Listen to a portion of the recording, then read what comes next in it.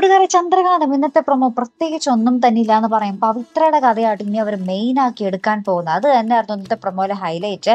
വേറെ ഒന്നും നമ്മുടെ പവിത്ര കുറച്ച് കള്ളമൊക്കെ പറഞ്ഞിട്ട് ആ ഒരു ഇന്ദിവരം വീട്ടിൽ നിന്നും ഇറങ്ങി പുറത്തേക്ക് ഇറങ്ങുന്നുണ്ടല്ലോ. അത് നമ്മുടെ സജയനെ കാണാൻ വേണ്ടിയായിരിക്കും. അപ്പൊ സജയനെയും പവിത്രയും കാണാൻ വേണ്ടി ഒരു അപ്പൂപ്പൻ മുത്തശ്ശൻ ആരാണ്ടൊക്കെ അവിടെ ഇരിക്കുന്നുണ്ടാവും. അപ്പൊ അയാൾ നല്ല ഫുഡൊക്കെ നല്ല തട്ടി കയറ്റുന്നുണ്ട് കേട്ടോ.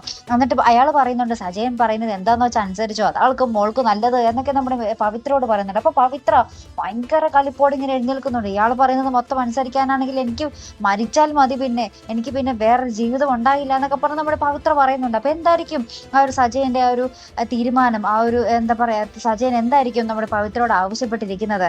അത് തന്നെ ആയിരിക്കട്ടെ ഇനി കുറച്ച് നാളത്തേക്ക് ഈ ഒരു കഥയായിരിക്കും ഇനി ഓടിച്ചുകൊണ്ടിരിക്കാൻ പോകുന്നത്. എന്ന് വെച്ചാല് പിങ്കിയെ തൽക്കാലത്തേക്ക് നമ്മുടെ തന്ത കുറച്ചൊരു ദിവസത്തേക്ക് തളച്ചിട്ടു.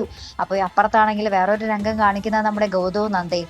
അവർ ആ ഒരു എന്താ പറയാ ഭയങ്കരമായിട്ട് ആസ്വദിക്കുക. ആ ഒരു അച്ഛനും അമ്മയും ആകാൻ പോകുന്ന ഒരു സന്തോഷത്തിലാട്ടോ അവരപ്പോൾ പരസ്പരം ഇങ്ങനെ എന്താ പുറത്തൊക്കെ പോയി ഇങ്ങനെ കരിക്കൊക്കെ കുടിച്ച് നടക്കുന്ന സാധാ നോർമൽ സീനുകളൊന്നും നമുക്ക് ഇന്നത്തെ പ്രൊമോയിൽ കാണുവാൻ സാധിക്കുന്നുണ്ട് കേട്ടോ. അപ്പൊ എന്തായാലും ഇന്നത്തെ ആ ഒരു ചന്ദ്രകാന്തം മെയിൻ ടോപ്പിക് നമ്മുടെ പവിത്രയുടെ കഥയായിരിക്കും. അതിന് എത്ര നാൾ ഇവർ വലിച്ചു നീട്ടും, എന്തായിരിക്കും അതിലെ കഥ, വല്ലതും ഉണ്ടാകും, വല്ല കഴമ്പുള്ള കഥയായിരിക്കുമോ എന്നൊക്കെയാട്ടോ ഇനി നോക്കി കാണേണ്ട. അപ്പൊ എന്തായാലും നമുക്ക് നോക്കാം.